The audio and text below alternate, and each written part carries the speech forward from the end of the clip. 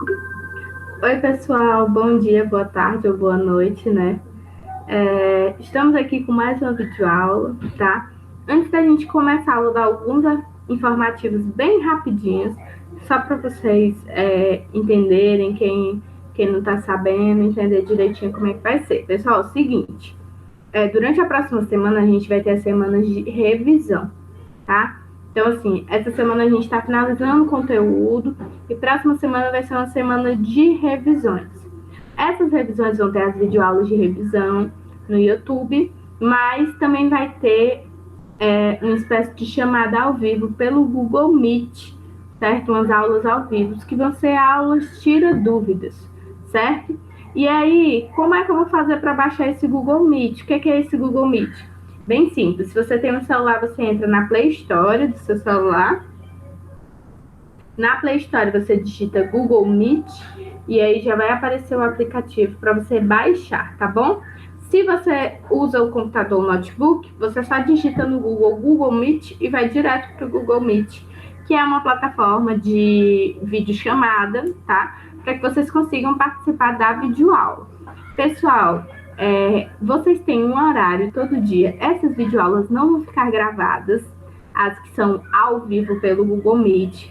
Então, é importante que você entre no horário.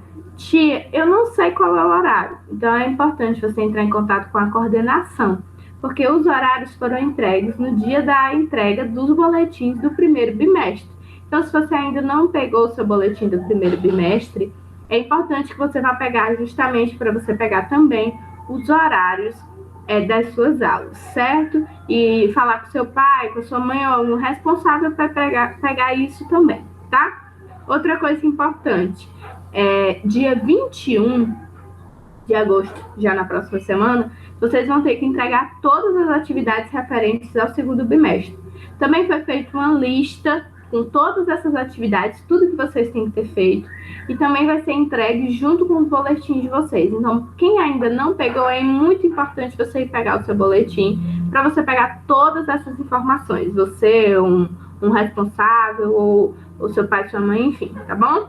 Então, é muito importante que vocês peguem essas informações para poderem, na próxima semana, participar das aulas ao vivo. Ok? Então, fora isso, no dia 21, você vai trazer o seu livro, suas atividades, vai entregar para elas serem corrigidas e vai levar para casa a sua provinha, que vai ser entregue de forma impressa para vocês responderem em casa. Então, por favor, não deixem de entrar em contato com a coordenação para tirar todas as dúvidas e poderem responder as atividades, responder a prova, enfim, tá bom? Ok? Então vamos começar a nossa aula de hoje, que é a última aula, assim, para a gente encerrar esse capítulo, tá? Vou apresentar minha tela para vocês verem.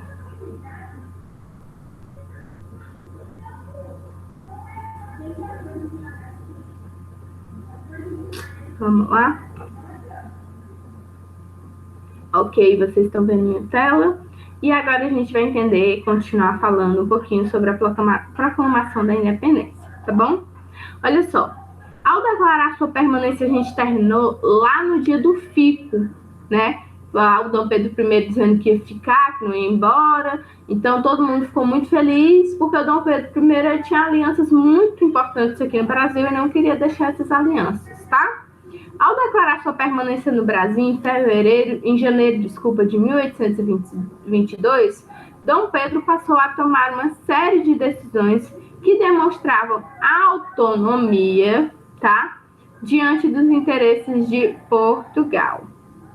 Olha só, ele expulsou pais militares que não aceitaram suas ordens e que não juravam fidelidade ao seu governo, criou um novo ministério, isso é super importante, liderado por José Bonifácio, tá?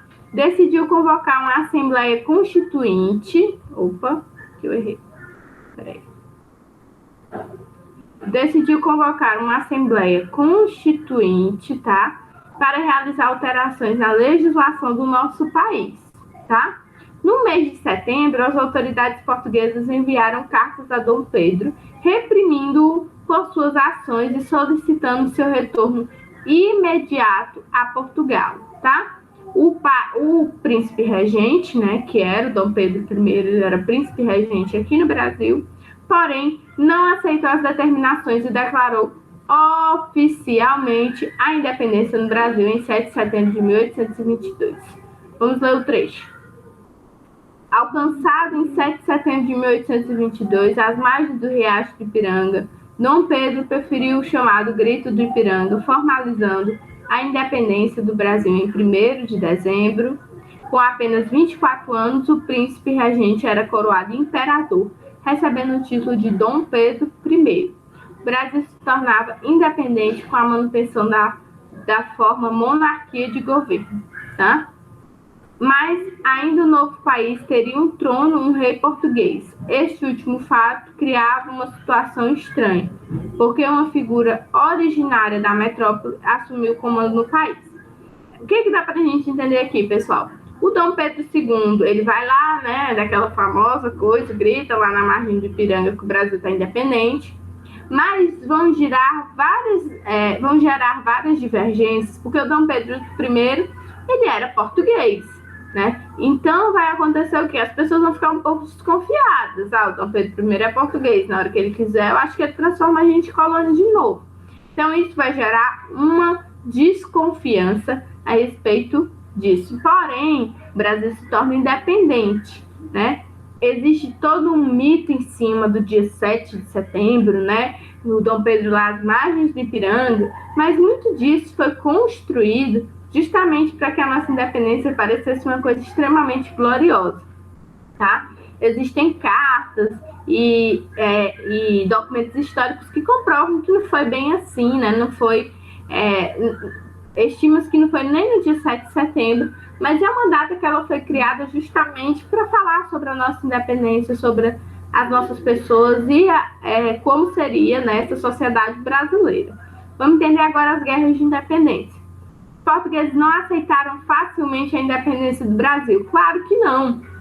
A gente viu muito bem que o Brasil era uma fonte de renda enorme para Portugal. Portugal tinha um domínio colonial que era super importante para a economia deles aqui no Brasil. E perder o Brasil significava perder muito dinheiro, tá? Executaram fortes resistências militares ao novo governo instituído por Dom Pedro I.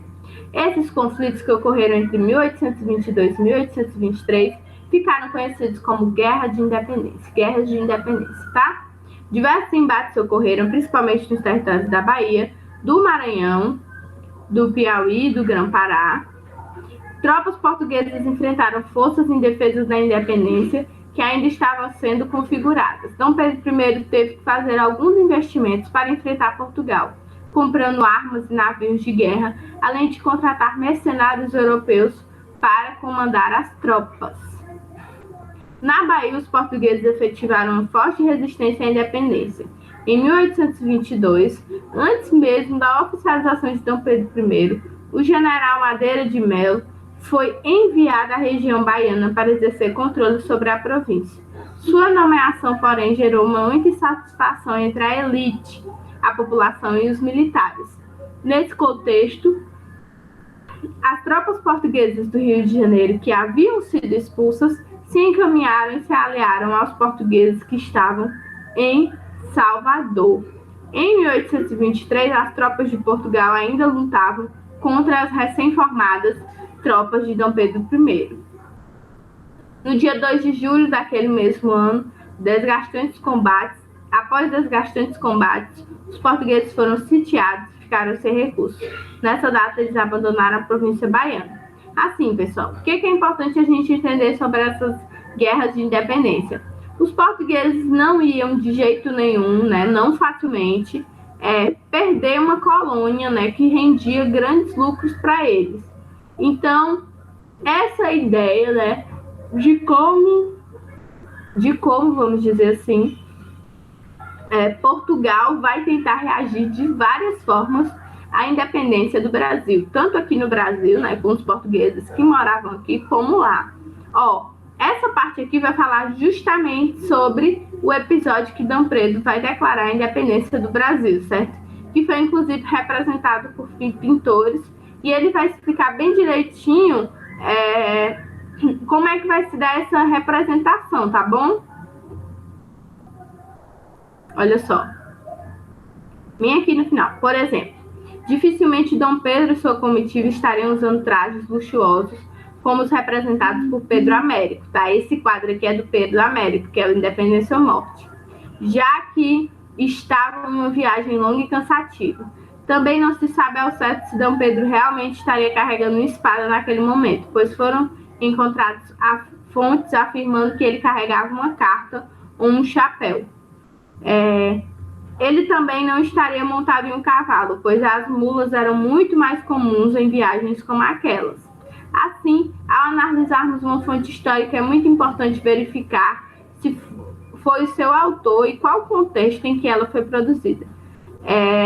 Sempre buscando também entrar em contato com outras fontes sobre o mesmo fato histórico. Desse modo, é possível investigarmos as intenções e os interesses que se encontram por trás do documento. O Pedro Américo, que ele fez esse quadro, ele tinha uma ideia de romantizar, né? Então, ele fazia... na Europa se difundia um negócio chamado de romantismo. Então, esse estilo ele era marcado por uma exaltação nacional, difusão de figuras de heróis, personalidades históricas, né? Então, assim, ele colocou o Dom Pedro numa posição de poder e alterou alguns fatos da realidade para que aquilo parecesse algo triunfante e glorioso, mesmo que não tenha sido. Tá bom? Vamos continuar. Vamos ver aqui os modelos de governo nos países independentes. Os movimentos de independência que ocorreram no continente americano apresentaram muitas particularidades. Alguns tiveram maior participação do povo, inclusive de grupos de escravizados, como foi o caso do Haiti, que a gente já conversou muito. Outros foram liderados pela elite crioula, que a gente também já falou, como foi na Argentina e na própria Venezuela. No Brasil, foi um membro da família real que oficializou a nossa independência. Além disso, México, Chile e Colômbia aboliram a escravidão durante seus processos de independência, enquanto o Brasil só viria a acabar com o regime escravista oficialmente no final do século XIX. Caraca, muito tempo de escravidão, viu? Essas peculiaridades configuram diferentes tipos de governo no período pós-independência. A maioria dos países da América Espanhola adotou formas republicanas de governo, nas quais as elites crioulas puderam exercer poder político, enquanto o Brasil aderiu a um regime monárquico, uma vez que Dom Pedro declarou sua emancipação, tá bom? Então, assim, pessoal, o que acontece? A gente vai ter vários modelos de independência durante todo esse período, tá? A gente vai ter modelos onde o povo vai lutar por essa independência e, com isso, esse mesmo povo, ele vai participar desse processo e vai conseguir alguns direitos, como, por exemplo, a abolição da escravidão. E a gente vai ter outros processos onde a elite ela vai continuar no topo do poder e ela vai manter essa escravidão ou vai abolir essa escravidão também. No nosso caso, é o caso mais diferente de todos. Por quê? No Brasil, a gente vai ter a independência sendo proclamada por um monarca português, que era o Dom Pedro. Ele era príncipe regente, né? Então, esse monarca português que vai proclamar a nossa independência, ele vai proclamar a independência, mas a gente não vai para um sistema de república, né, com participação do povo. Não, a gente vai para um sistema de monarquia. Ele vai ser declarado imperador, né? Vai ser imperador do Brasil. Então, a gente vai estar numa monarquia. Ele vai ser o rei, ele vai ser o imperador, tá bom? Então, ele vai ter direito sobre tudo, voz sobre tudo, né? Ele é a autoridade mais respeitada. Então, assim, a gente percebe que nos processos de independência da América em geral, eles têm muita diferença entre os outros, né? Eles são extremamente diferentes, extremamente diversos, tá bom? Cabe a gente tentar entender qual a particularidade de cada um desses processos, certo? Vamos entender os povos indígenas e os africanos escravizados. No início do século XIX, Diferentes povos indígenas habitavam o território brasileiro, tá? Pertencentes a etnias diversas. Esses povos se organizavam de acordo com seus costumes e tradições. Existiam as aldeias que viviam de modo completamente isolado do contato com os colonos, praticando livremente suas culturas. Contudo, com a expansão territorial, muitos desses povos foram submetidos aos domínios dos colonos, tá? Assim, a gente vai ter uma grande redução dos povos indígenas assim que os europeus, os portugueses, chegam aqui no Brasil. Mas esses povos indígenas, eles adentram mais na mata, muitas aldeias indígenas vão se mudar, né, literalmente se mudar, mais para dentro nas regiões mais afastadas, justamente para se livrar, né, dessa expansão colonial dos portugueses. Porém, com essa questão da expansão territorial dentro do nosso próprio país, esses povos indígenas vão ficar cada vez mais cercados, tá bom? Para a coroa portuguesa, os indígenas, de modo geral, eram considerados inferiores e deveriam se submeter às autoridades do governo. No final do período colonial, essa submissão consistiria em fornecimento de mão de obra, tá? E incorporação de terras indígenas ao território oficial brasileiro. Dessa forma, desde as reformas pombalinas no século XVIII, a escravidão indígena institucionalmente encontrava-se em declínio, mas o uso da mão de obra em condições injustas ainda era praticado por grandes proprietários de terras que exploravam os aldeamentos indígenas. O que ele está falando? Está falando que não era uma prática comum escravizar os indígenas desde as reformas do Marquês de Pombal, mas que era muito comum ter funcionários, né, ter empregados indígenas, tá? Mas que pagasse muito pouco, quase nada, fizesse trocas por aquele empregado indígena, tá bom? E que isso era muito comum aqui no Brasil, tá? A escravidão indígena, ela deixa de ser comum, tá? E se passa a ter, vamos dizer assim, pessoas trabalhando para você, e aí você pagando pouco ou quase nada a essas pessoas. Então, ainda é uma condição muito injusta, tá? No entanto, a mão de obra no Brasil, no final do período colonial, era predominantemente de origem africana. Essas pessoas trabalhavam nas lavouras nas cidades, exercendo atividades diversas. O trabalho era extremamente desgastante e a essa população não possuía nenhum direito. Pelo contrário, sofria com punições desumanas e injustas. Isso daí vocês já estão sobressaltados de saber, né, como é que era o regime de escravidão. Existiam tanto os negros que trabalhavam no campo, quanto os que trabalhavam na cidade, que eram os famosos escravos de ganho, tá? Com a independência oficializada em 1822, a situação desses grupos sociais não sofreu alteração, ou seja, os escravizados continuavam sendo escravizados, os indígenas continuaram a ser tidos como inferiores, tá? E aí, os povos indígenas não foram considerados cidadãos, né? Nem foram citados pelas legislações feitas no processo de independência. Os escravizados continuavam vivendo no mesmo regime de trabalho escravista, certo? Durante praticamente todo o período imperial, o Brasil ainda seria marcado pela escravidão e pela exploração das populações de origem africana, certo? Olha aqui embaixo tem explicando um pouquinho o que são os escravos de ganho. Vamos olhar aqui. Os escravos de ganho vendiam produtos e prestavam serviços, principalmente nas cidades. A maior parte tinha que ser entregue aos seus senhores. Já os escravos que trabalhavam nas lavouras sustentavam toda a produção agrícola da colônia, sendo submetidos ao cotidiano muito desgastante, tá? Representação de escravizado na lavoura. Essa representação é do século XIX, tá? Diminuir aqui. Mais um.